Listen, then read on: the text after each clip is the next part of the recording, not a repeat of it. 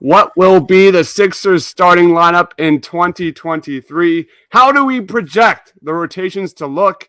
Where does Matisse Thybulle fit into all of this? All of that and more on the latest Mound of Talk Around.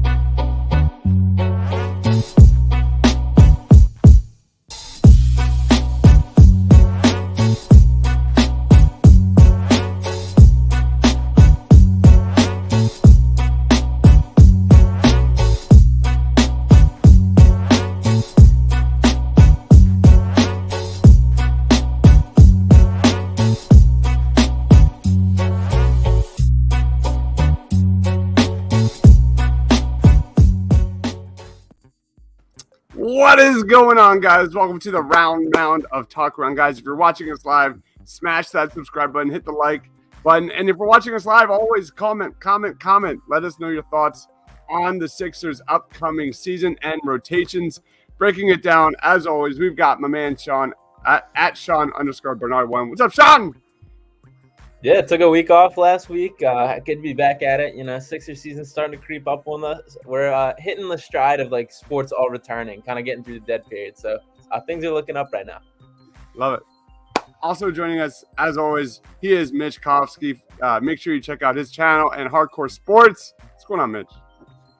Not much, man. I'm just ready to go. I'm waiting. I'm ready to talk about these lineups. I mean, it's pretty self-explanatory where we're going to have the starting five, but the bench is what I'm curious about. Yeah, I was running down my minute projections for this team, and there's a couple guys that really kind of are getting the short end of the stick, and I'm kind of interested to hear what your thoughts are. Right now we're going to break down our minute projections for each player. What we think, obviously, there's probably a shoe to drop still with this roster, but we're going to just way too early roster projections. Let's jump right in. Starting off with the one, Sean, who do you have starting there? Yeah, I think this one's a pretty easy one, as I think most of the starting lineup will be. But James Harden right at the one. He's been awesome just since he's become the full-time playmaker for this team, taking that responsibility off Maxey. Looking at his minutes, he played 37.7 minutes per game last year. I think that's a little higher than I'd like to see him this year. For all that's made about Harden's physical demeanor and size and everything, he plays a lot of basketball, and there's a lot of wear and tear on the body. So I would like to take that down a little bit of a notch. I'm going to punch in like the 34 minutes per game range, which not that that's a major difference, but I would like to make sure he's fresh for the playoffs. 34 minutes per game for Sean. Go ahead, Mitch. What do you think? Yeah, I got James Harden at the one also. So for me, James Harden's looking in shape right now. He's working out. He lost weight. He got the trainer from Houston. So for me, I don't want him to get like 35 or 36 minutes. So I'm going to go with 34 as well, because we need that playmaker throughout the whole game. Because without that playmaker, look what Joel Embiid had to deal with for his entire career. So James Harden being that 34 minutes per game will come up huge. Love it, man. We've got Jason in the house. What's going on, Jason? Thanks for joining. Normal guy says hello, Mitch. He's watching the Hall of Fame game. I should turn that on, actually. I'm actually going to do that right now. I'll turn that on right after this. I'm going to have that on the background. All right. For me, obviously, James Harden. You nailed it, Sean. Almost 38 minutes per game last year. I see that dipping a tad in 2023. You look at the Sixers adding, some two-way bench guys that we'll be talking about a lot in the very near future. Harden and Embiid had a 15.9 net rating when sharing the court last year, which is absolutely elite, and I expect the same results or even better. I'm penciling in James Harden, of course. No surprise there. I'm going to have to work on these graphics, man. It's a work in progress. But yeah, I see James Harden probably in that 34 sounds really good. Let's just roll with across the board 34. What about you, Sean? Who's your starting two? Yeah, and this is Tyrese Maxey, a guy that I'm just as excited to see the strides that he can take forward in year three. I mean, we saw a massive leap in from year one to year two. I don't know if he can quite replicate that going into year three, but I still think that there's a ton to expect from him. So as far as his minutes looking at, he played 35 game last year. I think that's pretty spot on. I'll even bump it up to 36 minutes a game this season. And I think he's going to be just as key of a piece as both Maxey and Harden. Harden and Embiid this year. So I'm excited for Tyrese Maxey, and I think he's going to be right in the mix for most minutes on the team. All right, Maxey, 36 minutes per game. What about you, Mitch? I got Maxey, but I gotta go 37 minutes because if he's going on the right projection, he will be an all-star coming this year. So I'm gonna want him to be in this game for a long time and just keep on developing him, keep pushing him. And yeah, so I got Maxey at 37. 37 minutes per game. I'm in that like 35 to 37, so I'm right in the middle. Most importantly, I expect Maxey to play a lot more with James Harden on that second unit. Those two had a plus minus of 6.8 and a 12.2 net rating when sharing the court together last year. I want to see more pace with that second unit. I think there's definitely areas where the Sixers can get Maxey and Harden pushing the tempo a little bit more, get Maxey going in the open court. So for me, I guess I'll say 36. That's like right in the middle. That's right in the middle. I'm just going to, chalk it up with Sean right there. So let me add that. There we go. What about you, Sean? Who's your starting three? Yeah, I'm going to go Tobias Harris here. And I think it's going to be interesting what exactly that they do with this as the starters play out. I think Doc might experiment a little bit, but I think Harris is a spot in the starters for sure. It'll be interesting to see how he rotates. Looking at last year, he's a guy that was kind of the first starter to come out and then played a ton with the second unit. I think he's going to get a lot of second unit reps this year, but I still think that's going to translate to him playing a ton. So looking at his minutes, he played 34.8 minutes per game last season. I think I'm going to go 35 minutes a game for Tobias Harris. I think he plays a lot. 35 minutes. I wish I did this before we went live. Hey, it's all good. No rush. This is what happens when you do a live show. Yeah, been there, done that. All right, Tobias Harris for Team Sean, 35 minutes. What about you, Mitch? If it were me, I want him off the team, but that's not going to happen. Oh! I want him off the team, but Tobias is going to be that fourth option, the most expensive fourth option in history. So he's got to get a lot of minutes. So I got to go with 30. I'm going with 34. I'm going 34. 34 minutes. Tobias. I think the biggest thing when it comes to Tobias Harris, I'm in that like 36 minutes range. I think the signs that he showed in last year's playoffs, him comforting to the needs of the team, giving up his touches to Tyrese Maxey, I think that was a huge step in his development and for the Sixers going in the right direction. I think he looked much more comfortable in that role, and I also think it allowed him to shine in the catch and shoot and as a defender. So for me, that price tag sucks, but it is what it is. So for me, I'm going to say 36 minutes per game, just a bump up from Sean, just to differentiate from him just a little bit. We have Jason's from Australia. What's going on, Australia? What's going on? Thanks for joining. That is awesome. So for me, Tobias Harris, 36. All right.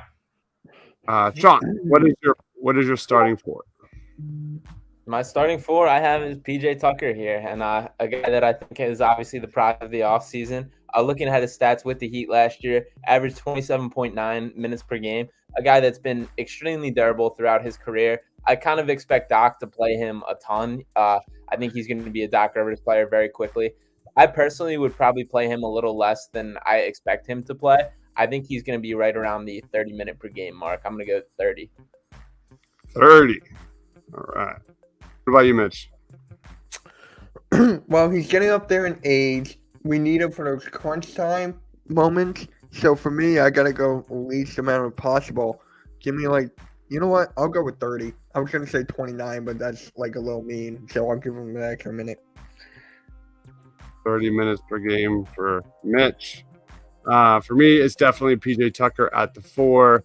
I'm with you, Mitch. I'm a little bit like I'm probably shooting like that 28 to 31 range. Yeah. That's kind of where I'm leaning. I'll probably go 30 is a nice number. I'll say 29 just to be different. Just depending on if Embiid's playing or if he's not playing or if we're going to get more Paul Reed. And, we'll see depending on the night. But for me, I'll say 29 minutes per game. There's a guy who impacts winning in so many different facets. The Heat were a plus 5.6 with PJ Tucker on the court. He can defend the 3 through 5. He can defend the best players on the opposition, come crunch time during the playoffs, as we've seen. He did very solid against James Harden, against Philly in the playoffs. Same to Jason Tatum in that Boston series. So I think what I'm most interested in when it comes to PJ Tucker is as a backup center. Like when you look into his stats as a backup 5, his plus minus and net rating are truly, truly fascinating. He's always been a net positive. And we all know that backup 5 position, especially come playoff time, has been an Achilles heel. So I'm going to pencil him as my 4, but I think it really will depend on matchups on a nightly basis what we get with PJ Tucker. So I'm going to say 29 minutes per game for me. All right. Go ahead, Sean. Who's your 5? Who could that be? Go ahead, Sean. Can you hear me? Yeah, once again, no surprise here, but the big man himself, Joel Embiid. Yeah, I'm back. I've been cutting in and out a little, but I'm good. But looking at Embiid, averaged 33.8 minutes per game last season. I think that's pretty spot on. I'm going to put him at 34 this year. I'm going to go 35. I think he's a guy that can take a step back, and like minutes on the court might not be as draining as they were in years past. So I think he might be able to carry a little bit more of the load. Love it. 35 minutes per game for Joel Embiid. What about you, Mitch?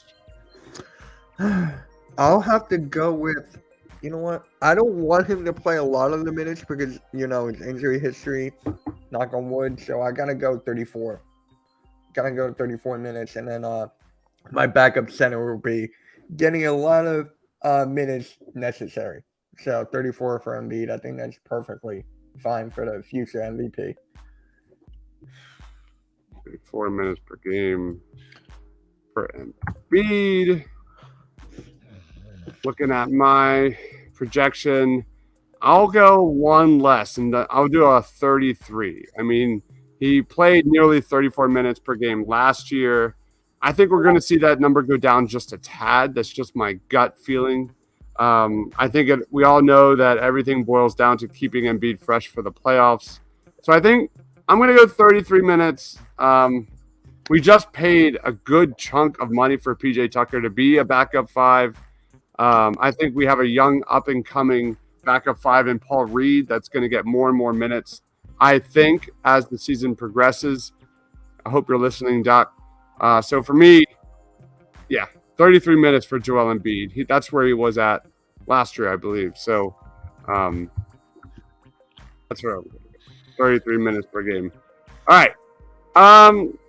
How should we do this now? Do we want to just pick one from the bench and go from there? That's fine. I guess, unless you want to go to the third stringers. No, let's go our pick a bench player and we'll go from there. Gotcha. Go ahead. So we're gonna go point guard and then wherever you want to do. There's no order here. Just you decide. Go ahead, Sean. Let's start with D'Anthony Mountain. Nice. So, looking at another guy that I've continually said is, I think, kind of the underrated prize of this season. I feel like he hasn't gotten enough buzz for the impact that he's going to make on this team. It kind of has flown under the radar just in the madness of draft day and everything else. But looking at Milton, averaged 22.7 minutes per game last year with the Grizzlies, which was the most minutes per game with his career. The emergence of Zaire Williams kind of took him out of the spot, and which is really the reason the Sixers had a chance at getting him. But he fills a skill set that they need. I think he's going to eclipse that. I'm going to put him in the 26 minute per game range with the Sixers this year. Whoops. 26 minutes for D'Anthony Melton. What about you, Mitch? Do you want to go with the Anthony I Melton, or was do you going to want go with Anthony Milton 26 minutes. I had it written down right here. Okay. Right. I think it's just common sense. We finally have that scorer that we can rely on the bench. Someone who can create his own shot. Someone who can put up when needed to be. And I love that pick for Anthony Melton. Like, I love that trade. Like, unbelievable. I still can't believe it. So you're going with 26 minutes? Yep. Right. There she goes. Yeah, let's keep the D'Anthony Melton train rolling here. I listed him at 23 to 26. I'll go 25. I mean, this is a guy who shot 40+% in the catch and shoot last year. He was really, really good with Memphis, and I'm still shocked they let him go. He had the second highest steal percentage in the NBA last year. He had 4.5 deflections per 36. He had a 5.6 net rating last year. The Grizzlies are a +16 with Melton over the last 4 years. And he had a 4.6 net when sharing the court with John Morant. So he's obviously going to be a really strong complementary piece, whether that's on the second unit or with Harden and Joel. So I agree, guys. This is one of my favorite additions of this offseason. I'll go 25 minutes per game. Just a slight decrease. Go ahead, Sean.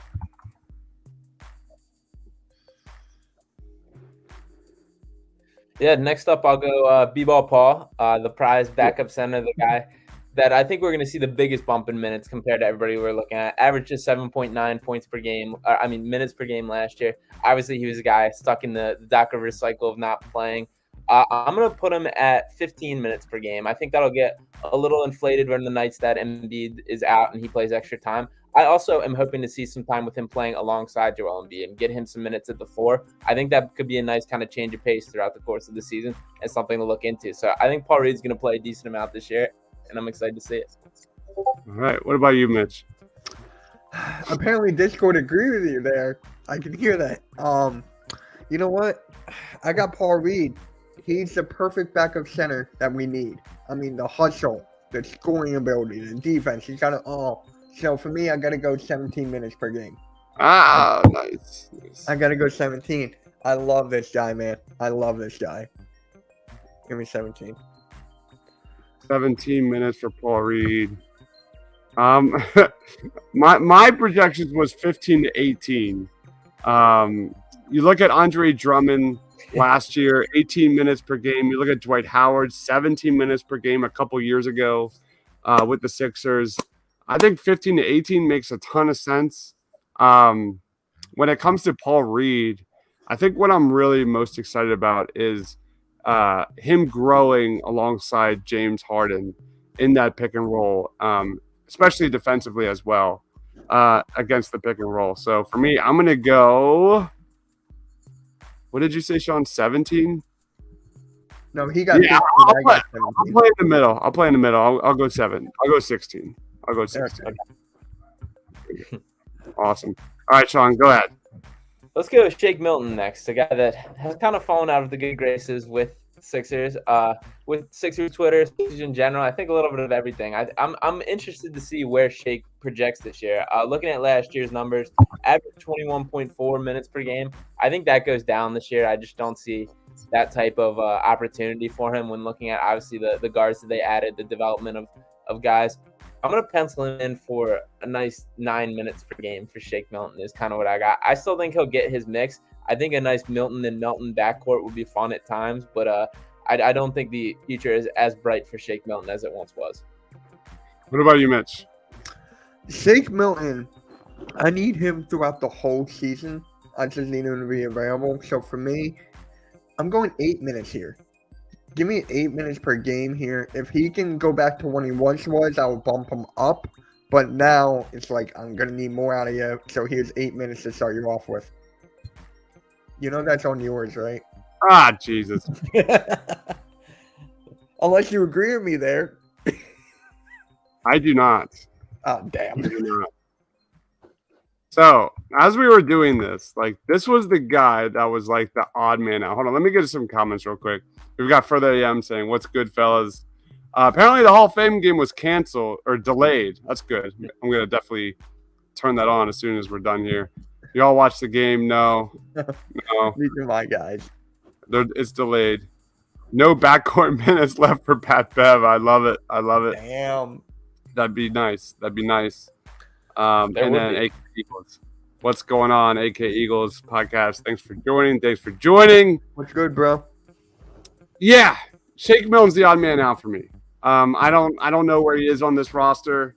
His 3-point shooting hasn't been consistent enough. I like his defense. I think off ball is his best suit, but like when I look at the roster, like that's the area. Like if we're gonna throw in a guard, throw in Isaiah Joe. You know, that kind of stuff. So for me, I have Shake Milton probably like even further than that. Wow. So I'm gonna hey, this is I want to put him back here. Damn. I'll give him. Got Isaiah Joe here? We'll get there. Okay. All right. What about you, Sean? Go ahead. All right, next up, let's go Daniel House. Another key offseason addition. I probably should have jumped him ahead of Shake Milton, but it is what it is. Looking at his 19.6 minutes per game last year with the Jazz, he played all the way up as many as 30.4 minutes in his time with the Rockets, obviously under Morey and with James Harden there. I don't think he's going to have that much of an impact this year, but I still think he's a strong rotation piece. I'm going to put him at 16 minutes per game, and I think he's going to be a guy that's counted on to do a variety of things in the lineup. Are you putting him at the 3 here? Yeah. 16? Yep. All right. What about you, Mitch? I'm stuck between Daniel House and Thibault. I mean, Thibault's falling down the chart for me. I got to go Daniel House. We need more shooting off the bench compared to last year, and Daniel House brings it. Thibault doesn't. So for me, I got to go Daniel House and give me, you know what? We'll go with a solid 15. Give me 15. Daniel House, 15 minutes at the 3. There we go. Yeah, my starter here at the 2 off the bench, I'm going with Daniel House. I think he's switchable. I think he can defend the 2 and 3 spots, no problem. He shot 40. Wait, no. I got like that 20 to 23 minutes per game range. I think he's going to play a lot. I think he's going to play a lot more than we project. I think it was an underrated signing, like you said, Sean. I think he can impact the game in multiple facets. I've been wanting Daniel House on this roster for so freaking long. Almost 40% from 3 in the catch and shoot. He shot 38% from the corners, and he held opponents to 35% from the field. And he's a positive player on the court. The Jazz outscored opponents 8.4 points per 100 possessions with Daniel House Jr. on the court. And this is kind of my reasoning why Shake's kind of getting the short end of the stick here, because I think Daniel House is going to be kind of filling in because he brings that switchability and he brings that shooting, that consistency, and he's more of a veteran. For me, I'm going to put Daniel House as my starting 2 off the bench. Yeah. Okay. And what did you guys say? 15, 16? Oh, my God. Yeah, I'm going to go 22 minutes per game for me. I like that. So that's probably the biggest difference we've had so far in this. I honestly respect that. I did not see anyone online have him going that long. I've been seeing like 17 and 18, like everywhere. Yeah, I think he fits exactly what the Sixers need. He's athletic. He can, shoot from the corners, from the catch and shoot.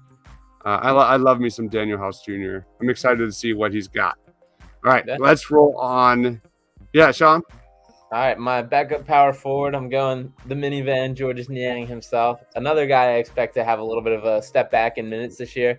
Looking at last year, averaged 22.8 minutes per game. I don't see him touching nearly that. I think he's going to kind of become somewhat of the Furkan Korkmaz role where he's just coming in to shoot 3. And I think that's a good spot for him. But as far as minutes, I'm probably going to put him around the 12 to – I'm going to go 13 minutes a game I'll give him. 13? Mm-hmm. Yeah, I like that. What about you, Mitch? Georges Niang, If he can actually show up and not like in the playoffs, actually put up points, I'll be happy. So give me, you know what? I'll give him 12. Give me 12 minutes for Niang.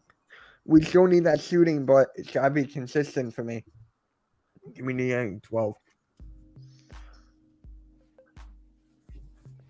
All right. George's Niang. So this is my this is my rotation show, not Doc Rivers' rotation show. So for my 3, I'm gonna go Isaiah Joe here. Okay. Yeah, I think the Sixers desperately want to shoot more threes this year. You look at Isaiah Joe; it's kind of been hot and cold. He had a really good summer league there, but he's a multi-purpose shooter. He's streaky, of course, but he shot really well from the corners last year, 38%. I think he's a better spot-up shooter than we give him credit for. He just needs the coach's confidence to give him that opportunity for him to let it fly. He averaged 1.26 points per possession on spot-up opportunities. That was 95th percentile, the best mark on the Sixers last year. Isaiah Joe, I'm buying the Isaiah Joe stock this season. I think he fits what the Sixers want, and I'm going to put him at my backup 3. Nice. Wait, and what was my minutes? My minutes were, let's go like 12 minutes. Let's go 12 minutes. All right. Go ahead, Sean. All right, I'll jump into Isaiah Joe next with me too. I will touch on the Matisse Thybulle stuff next, but that's kind of the guy that's fallen off my radar. So yeah, I got Isaiah Joe ahead of him, so I'm throwing him there. Okay. I'm gonna rock Isaiah Joe with a nice 8 minutes per game. It'll be interesting to see what kind of opportunity he actually gets, but I totally agree. He's a guy that deserves it. They should at least see what they have in Isaiah Joe, and this is absolutely a key year for him. So it'll be interesting. I'm going Isaiah Joe for 8 minutes. 8 minutes. Where do you want me to put him here? Preference? Yeah. I'll go either 2 guard or point or 2. Either one's fine. I do think I had him kind of in my mind as a wing. I think he's truly more of a genuine 2 guard. So I think that's key when looking at where to place him. Totally. What about you, Mitch? I got Isaiah Joe there. I got him for 7 minutes. I just need him to score buckets. He's 7 better than Korkmaz. I'm giving him way more minutes than Korkmaz. So give me Isaiah Joe here, man. I love Isaiah Joe. What he showed us in the summer league from years past. Just give him the minutes. And I'm trying so hard not to think like Doc Rivers. It's hard. You know how difficult that is? All right, Isaiah Joe there. All right, I need my 4 is obviously going to be George Niang. That is where I'm going with that one. I'm in that like 12 to 15 minute range for George Niang. What did everyone have for Niang? Let me look at this. 12 minutes for Mitch, 13. Yeah, wow. Okay. Yeah, I said it all last year. I'll say it again. Like, I think less is more when it comes to George Niang. I think the biggest thing when it comes to Niang is his fit with Joel Embiid. Those 2 had an 8.9 net rating when sharing the court together. They're great next to each other. I think part of the problem is you kind of know what you got, especially come playoff time when we're talking about George Niang. And I just like the switchability with the Sixers' new pieces on this roster a little bit more. There's an aura of mystery there, but we also know what we saw from Houston with like Daniel House Jr. and PJ Tucker, and the way that, Doc can be a little more creative with the versatility of this roster. So I don't think that's a knock on Niang. I mean, a 40% shooter is always going to be valuable in this league. But I think his minutes take a dip. I'll say 13 minutes per game for George Niang on my end. Go ahead, Sean. Yeah, we'll jump into Matisse Thybulle here, and I do think he's a guy that's going to find himself on the wrong side of the rotation. I'll toss him 5 minutes per game, and I think it's going to be a very sporadic. I think there's going to be an occasional game where he pumps out like 30 minutes, and there's going to be plenty of games where he really doesn't see the court because he's such a niche and unique player. So I'm going to put that for where it settles, but I do think he's going to be a very game-to-game player in terms of there's nights where he gets an extended run and nights where we don't use him at all. Oh man, this is before. I don't know if I said at the beginning of the show or before we went live. Like there was two guys here that were like on the out. It was Shake and Matisse. Hold on, before we get to Mitch, let's go to some comments. We have Next Shift joining the house. What's going on? Thanks for joining. Lucas is in the house. What's going on? What is going on? Lucas says, I could see our bench being Milton, House, Reed, and Bassey. I don't know about Bassey. What are your guys' thoughts on Charles Bassey? Yeah, I don't know if that guy's ready. Yeah. This is something I think the Sixers have continually messed up in terms of the regular season mindset. I absolutely think Bassey should get somewhat of a chance just in the regular season and see what he's truly got. Whether that is the case or not, I don't know. Come playoff time, I absolutely don't think he's ready to play a rotation. He's more raw than I would have hoped for at this point, and I think the fact that we're considering B-Ball Paul significantly more polished than him is fairly concerning. So I don't know. I would like to see him get a chance, but I don't think he's a regular rotation guy. Yeah, I like his potential. I'm not sure he's there yet. Yeah. Especially defensively. And I think we all think he should be at least 2 steps ahead defensively than he is right now, and he's just not there yet. He's just not. At least that's just my gut feeling. Joe says Shake only getting 5 minutes is crazy. This is what we do, man. This is what we do.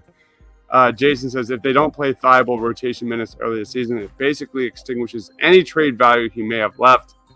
Need to try to make him look good with Harden early. That is a fact. Yeah.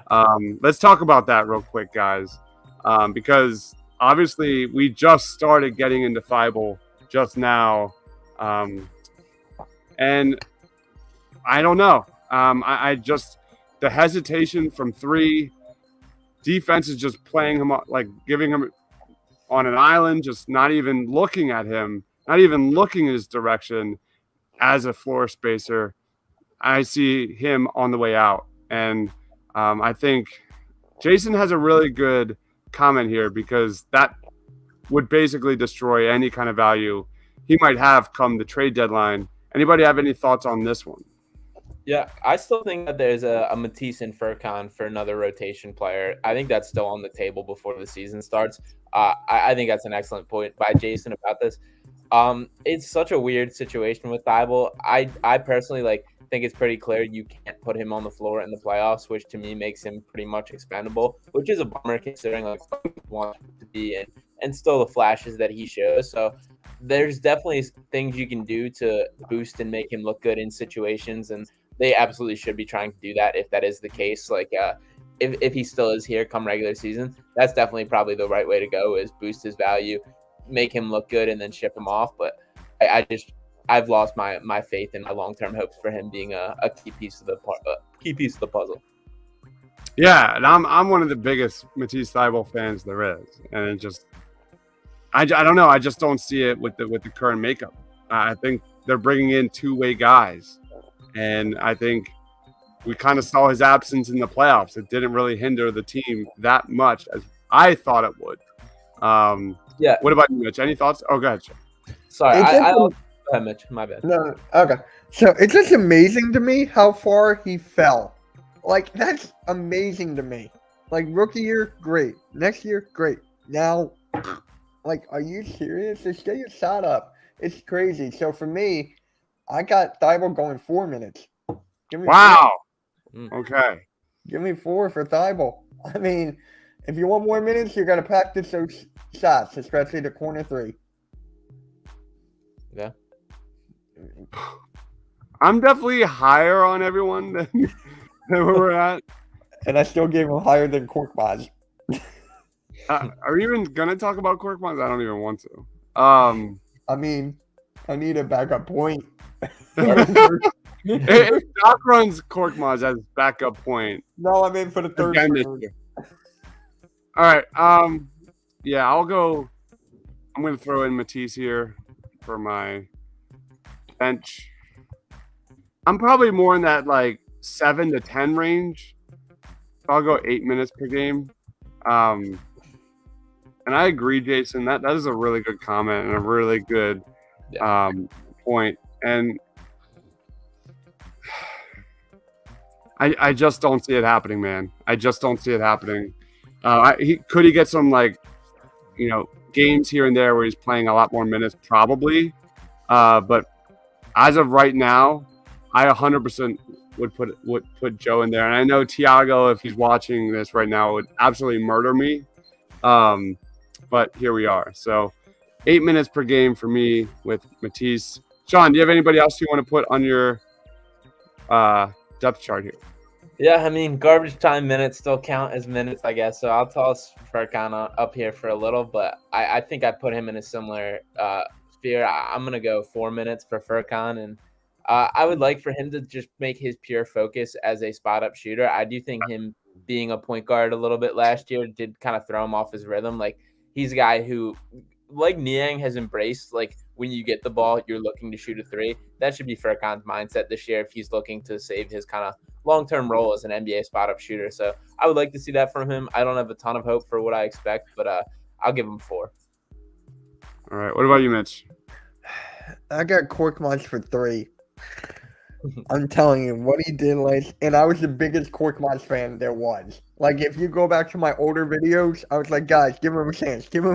And I just got tired of it. I was like, you know what? There's no hope. So I got him for 3. Spot-up shooter. That's all he gets. Yeah, I can't see any more like Korkmaz facilitating the offense anymore.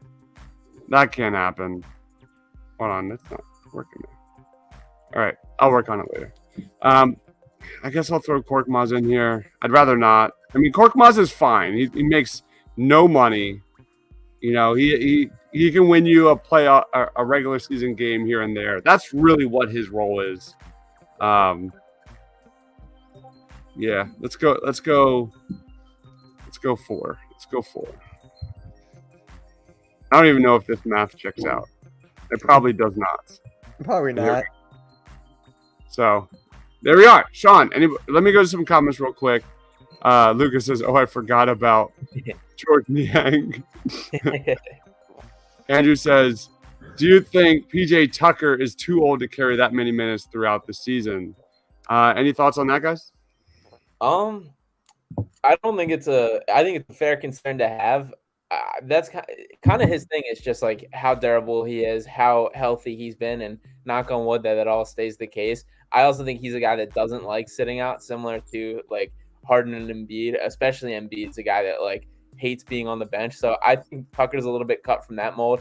I think 30 is pretty fair for what to ask from him, and I think he's going to be a guy that Tucker is going to love, like playing him a ton. So I'm a little concerned. I think the priority should be like making sure everybody's fresh for the playoffs. So come the end of the regular season, I'm hoping that we can kind of take our foot off the gas and make sure that there's extra time for all these guys. But that's a justifiable concern to have. Yeah. What about you, Mitch? Any concerns about PJ Tucker and his age?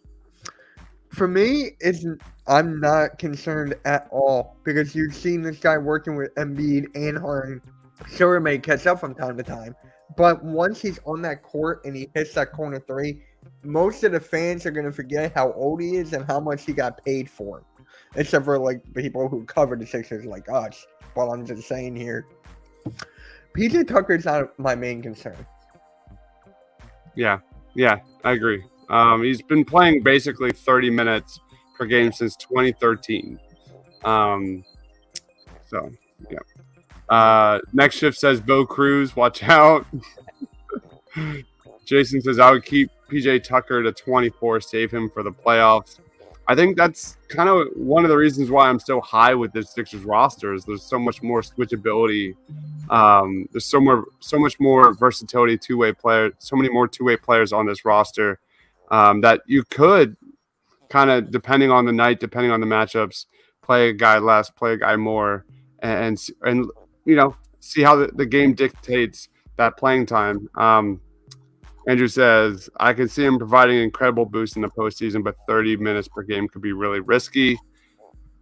Man, they just paid him a lot of money. So he's coming here. He has the contract to play a bulk of those minutes. So I hope that's not the case. I'll also jump in and say I expect him to play more than 30 in the playoffs. Come postseason, I think he's going to be a guy inching toward the 36 minutes per game and kind of more in that range. Look at what he did last year. But I think come playoff times, he's going to be right up there with like the core of these guys for how much minutes played. And he's a guy that's kept himself in incredible shape, and that's a huge credit for him for being able to even do this. So I'm excited for PJ Tucker. Me too, man. It's going to be fun. Like I really think some of the pieces the Sixers added this year are underrated, and people don't give them enough credit, especially on social media. Does anybody have any other players they want to throw in to their depth chart? Are we going to talk about Maxey, or are we just going to say Maxey, or is that like a no across the board? I don't think Bass is going to play. I think he'll probably be down in Delaware or just on the bench. I'm not going to put him on mine. Anybody else? Yeah, I think I'll leave him off too. I think he'll probably end up in like the 2 to 3 minutes per game. I think there'll be like a couple games that he gets a little run, but I don't think he's a rotation guy. Yeah, I don't think so either. But it's like, could you see him as a two-way player from time to time, like actually getting some minutes, like 2, 3? For me, my friend is like, he's never going to see the core until like 2 or 3 more years, and I'm like, I can agree with you on that, but I can see. Oh yeah, we have Doc, so I'll take that out of my mind. Shoot. He's playing young guys. He's definitely going to be on the roster. I think he's going to be on the roster. James says PJ is going to be a dog. SLR says, I think Matisse takes some of Tucker's minutes if he's working like Maury said. I hope so. That'd be nice. Dodo says, Harden playing 34 minutes is almost the lowest he's ever played. And I think that's a really good point. I don't think he's ever played less than 35. And I think this is like year one of that evolution of James Harden, right? Do you guys agree? Like I think we're going to see kind of a different James Harden within this Sixers offense. I want to see more of a Chris Paul facilitator, floor general, some shot creation, but mostly just dominant in the pick and roll, getting guys rolling to the basket, finding shooters in the corners, open shooters around the perimeter. What are your guys' thoughts on James Harden playing the less minutes he's ever played?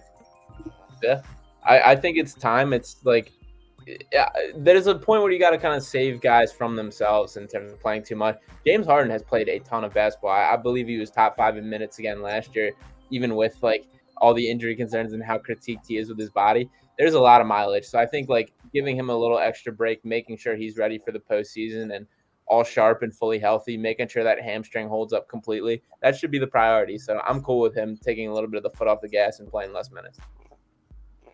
Me too, man. Yeah, like I'm excited because if we've all seen the those off-season highlights, man, he's working. He's grinding. Yeah, he's really grinding. I'm excited to see James Harden this year, and I don't know. I think James Harden gets a little too much hate. I thought he was just fine last year. Yeah, I would like to see more, but he's so much better than you would see. Like you would kind of assume based on what we read and different things like that on social media. Normal Guy says they kicked off. Nice. I'll be turning that on in a second. James, this video is honestly showing how much better the Sixers got this year. No huge names per se, but there's a lot more flexibility. That is what I wanted for this team. I was team, do not trade for Bradley Beal. Just build that second unit, add in two-way players, better shooters, better defenders. And I think Daryl Morey crushed it. Right, Sean? Yeah, no, I totally agree. Working the margins is the name of the game in the NBA when it comes to those lower price guys, the guys that just make your team better but don't break the bank. And we added a lot of those with Milton, with Daniel House. Obviously, we paid a pretty penny for PJ Tucker, but to the same tune of what he brings with versatility, just the new options that this roster and these lineups have. So I do think that's the name of the game. We've complained about the Sixers bench for several years now. So it's nice to see like these names all coming and looking at them on paper. Yeah, I think the Sixers have absolutely improved. Are they a contender? That's yet to be seen. We will see that. But I think if I had to like say it right now, I think the Sixers are like a half inch under that contender tier. I think they're right there. Depending on what we get, the improvements and the additional pieces. So that basically wraps it up. Does anybody have any final thoughts about our minute projections here? Yeah, I'm pretty good. I'm good, but is this what Doc's gonna run? No. Well, definitely not mine. Raiders are up 3-0. 3-0. Is Devontae Adams playing? Does anybody know? I want to know. I don't know. My friend is there right now. Oh, nice. Dodo says roster looks good, but main concern is wing length and size for a guard-heavy Eastern Conference. Definitely. Yep, I agree to that. But I think maybe that goes to Jason's point above that, maybe getting some kind of value for Matisse, a 3-4 could go a long way for this roster, especially come playoff time. Yeah. I think the biggest difference here is my Isaiah Joe take. Maybe my Isaiah Joe victory tour is kind of out there, but I think I'm hopeful that this guy takes that next step in his development. James says it's been shown over recent years that top heavy teams don't succeed. 100%. I mean, you look at the last 2 years, Danny Green goes down. The Sixers have no answer for that. Absolutely no answer for Danny freaking Green. And I'm actually probably one of the highest on Danny Greens you'll find. But, you look at other teams like Miami in the Eastern Conference that just roll in wings after wings and length after length and shooters. And I think the Sixers accomplished that this offseason. SLR says that's where Matisse comes in. I've never seen anyone play Steph better than Matisse, and that might be helpful postseason. I agree. But you also have to – it's a give and take, man. It's give and take. Especially when you're playing that low minutes, like you also have to be able to provide spacing for Embiid down low. That's absolutely vital. So anybody else have any thoughts about the last few comments? Yeah, I think the Steph point is valid, but those are the kind of what I said about how there's games where he's going to play a ton and games where there aren't. He's such a matchup based player. Is like the Steph game was awesome, and that was probably the best I've ever seen Matisse play, and probably the best Steph's ever been defended. But at the same time, like every little weakness is magnified in the playoffs, and we saw that with Matisse last year. How there's defense is literally not even paying attention to him. So to me, I'm very in the mindset of try to get off Matisse if you can because of that, and if you can get more of a two-way guy, that's the move. So it'll be interesting to see how they play it in terms of trying to make him look good or not, and how things play out. But I don't know. Matisse is an interesting guy. Yeah. SLR says, well, he has to have developed his game in the offseason. I mean, we've been hoping to see that. So we'll see. Yeah. He's like Ben Simmons. Like, I'm not comparing the two, but like I know the dude is a consistent 3-point shot from being, I think, a bona fide starter in this league. That's that's it, right? Like he's there. He just needs to get that shot. And when that shot develops, he just needs to be a league average shooter. I just want a league average shooter. I want to see him, even if – go ahead, Sean. Sorry. What is turned me off him especially is he played 6 more minutes a game last year compared to his rookie year and shot less 3-point attempts per game, which is and you can just see it with the way he plays. Like he has zero confidence taking the shot. And if that changes, that would be awesome. But he's a guy that's played 4 years of college and 3 years in the NBA at this point. The progress should be more notable than we're seeing. And with the Ben Simmons comparison, we talk so much about the spacing after Ben Simmons and how much better it's going to be with Embiid having guys around him. Matisse Thybulle has the same red flags, except he can't rebound, dribble, or pass as well as Ben Simmons. So it's right. There's not as much give with the take there is how I feel about it. And it's tough to make those sacrifices for a guy that there's such negatives that come with him. So I hope he can add a shot in the offseason, but I'm tired of banking on it, I guess. Yeah, me too. I think the reality is they should have traded him at least over a year ago. But we're not there anymore. So, all right, guys, let's wrap up the show. Sean, lead us off, man. Where can we find you? What do you got going on, man? Yeah, you guys can follow me on Twitter at Sean_Bernard1. Check out my podcast, Pick Swap Podcast, on the Pick Swap Media YouTube channel. So make sure to check that out. Drop a subscribe if you haven't already. And you can check out all my written work on PhillySportsNetwork.com and Clutch Points. So make sure to tune into that. One of the best Sixers follows there is, period, guys. Go check them out. Mitch, you're up, man. Well, you can find me on YouTube at Mitch Topsy and Twitter Mitch Topsy and YouTube at Hardcore Sports Network. We got big stuff over there, and I'm uploading a video right after this about the trade talks heating up for Jalen Reagor. So that's going to be up right after this. He's having a good camp, man. Yeah, I know. The trade talks are heating up according to Jeff Moser. Oh, my God. I would love it. I would love it so Same much. Here. That might take me to like 11 out of 10 on this Eagles team. Next, you just get rid of Derek Barnett. We're good. He went offside. He went offside during practice. Did he really? That makes sense. I'm not surprised whatsoever. James says, awesome stream, y'all. Love these rotations. Yo, Randy, great stream. Thank you. All right, guys. Thank you, everyone, for watching. Wherever you're watching it, Pick Swap Media, Mitch Kofsky's channel, here at the Painted Lines. Give this video a like if you love the Sixers. We do these every Thursday. We'll try and find some new and creative topics to talk about, since this is pretty much the dead period of basketball season. But thank you, everyone, for watching. Please be sure to subscribe wherever you are watching. Thank you to all of our comments. The comments were terrific tonight. As always, for Sean, for Mitch, for myself, stay awesome, everyone.